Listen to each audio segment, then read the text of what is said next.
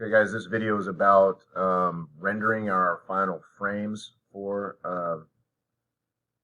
our house scene. So we have to do some things to get this set up. First of all, I want to import my camera rig. So I'm going to go to File, Import,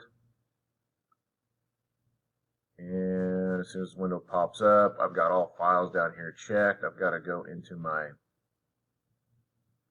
Downloads folder and into my 3D House folder, where I have also a camera folder where I have that camerarig.mv file that you should have downloaded and put somewhere on your hard drive. So I'm just going to import that, and it shouldn't take very long. There we go. So what you're going to see is a sphere pop up in the middle of your house. So don't worry about that sphere. It's not going to render. I have it set so that won't render, just like I have this cone set not to render, and the cone is basically the parent node for our lights. So now our sphere that I can't even select, oh there we go, is the parent node for a camera that should be in the scene. Let me see, where's our camera? There we go. Cameras. There's our camera right there. It's right in the middle. And the reason we have that parented to that sphere is because it's going to be really easy to keyframe a rotation on this camera. Now understand that this camera's name is camera_rig render 5. Okay, and it's important to sort of remember that it's not our default perspective camera, which I'm looking through right now. It's a different camera. We want to make sure we render using that particular camera.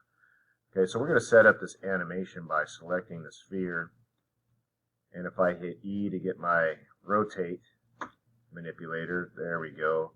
I'm going to rotate it over here so that basically the camera starts around that corner. If we want to look through that camera to see what is going to be rendered, we can go to Panels, Perspective, Camera Rig 5, and there we can see what's going to be rendered, at least in our first frame. Now I'm on frame 0 in our slider.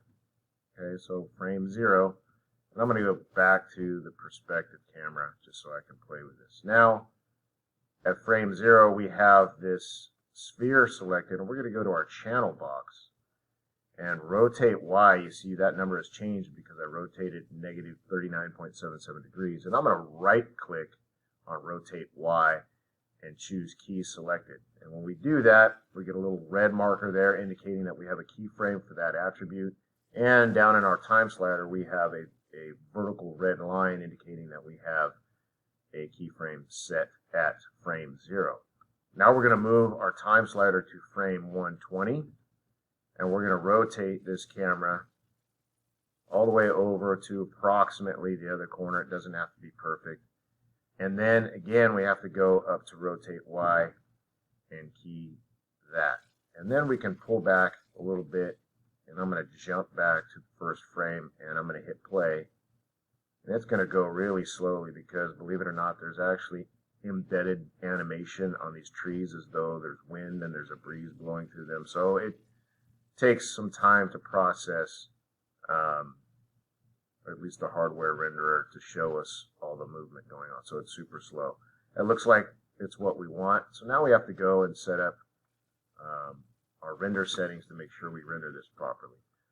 Before I do that, I'm going to go into my hard drive where I have all these files, and I'm going to check to see that I included a new folder in my downloads, 3D House, small textures. No, I have reference images. I'm going to create a new folder called renders, because when I go to my render settings up in Windows, rendering editors, render settings, I want to be able to tell Maya, hey, please render every frame into that folder.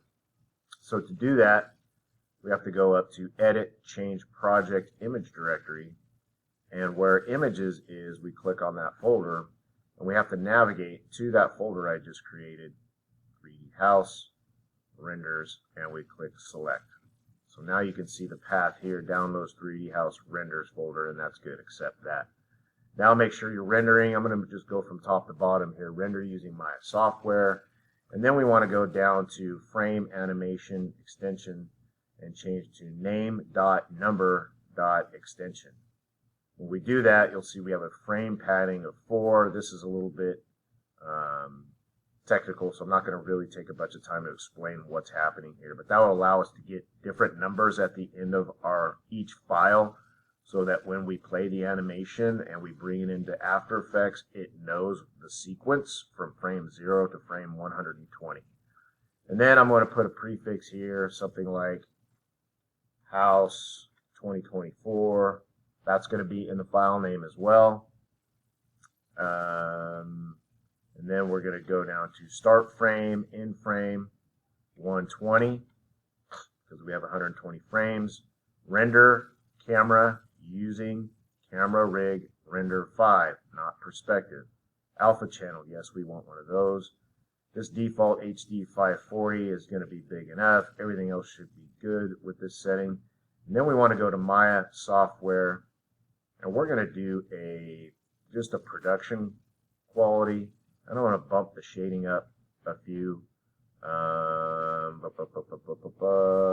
This all looks pretty good here. So I'm going to hit close, and there's the 820 bell. And now we're going to change our menu set to rendering and go up to render, batch render options, and I'm going to hit batch render. And as soon as I do that, you should see student version, yeah, continue.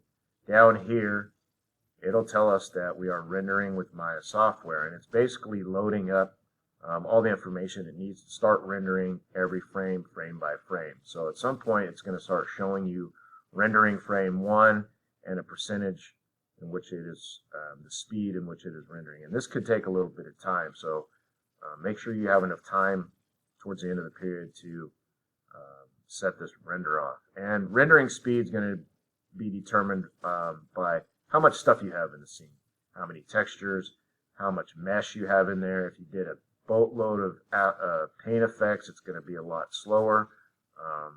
And I have quite a bit, so this could take some time.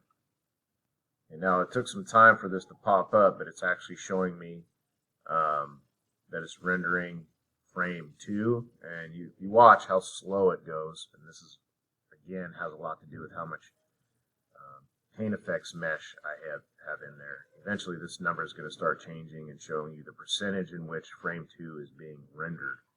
So while that's working, I can jump back into my folder and show you in our renders folder, you'll see a ping. Ooh, I wanted to change that to Targa. I might have to cancel this and change it to Targa.